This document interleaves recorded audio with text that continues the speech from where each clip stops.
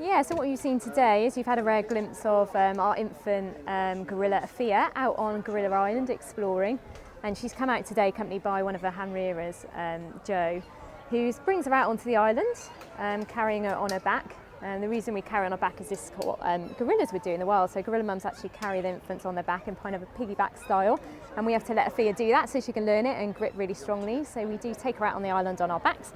And then when she's nice and relaxed, we'll let her explore the island. So we let her explore the different substrates, so the sand and the grass and the trees, and also eat bits and pieces that she finds as well, like leaves off the branches. So Afia's life, like all babies at this age, is mostly based around eating, sleeping and playing. So she gets fed between 3 and 4 times a day, and that's still milk. But she's also trying food, so we've started to introduce that into her daily routine. So she'll eat little bits of vegetables, and steamed sweet potatoes are her favourite at the moment. And then she'll do a lot of play. She's really enjoying exploring and interacting with things. But we also have her here at Bristol during the day, so she's actually in an off-show den where she can interact with our gorillas through the mesh. So this has increasingly become part of her day. She's very interested in them now, spending a lot of time going up to them and podding them and vice versa, and just kind of exploring her environment.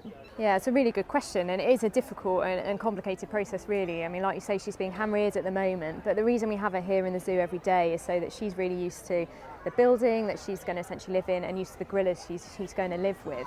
And then the next phase really is kind of identifying a gorilla that can act as a surrogate mum for Afia, and then introduce Afia to that female with the hope that that mum will then take over from us and look after her for us, and it'll be a really natural process. But a lot of that is decided by who Afia likes and whether, you know, the gorilla wants to be a surrogate as well. So it is quite complicated. Yeah, so Afia was out on the island today with one of her keepers. We've got a small team of hand rearers that they're kind of sole responsible for her care at the moment. And once a day we do take Afia out onto the island, and the hand rearer will take her out, who's essentially kind of a surrogate mum during this time. And Afia will come out mostly kind of riding on the back of her keeper at the moment, which we're kind of trying to mimic gorilla behaviour as much as we can. And then because she feels safe and secure with that hand rearer, then she will kind of take the opportunity to explore her environment a little bit more. It's natural that the carers are going to build a strong relationship with Afia, but we're always in our head, our ultimate goal is we want that gorilla back in the group.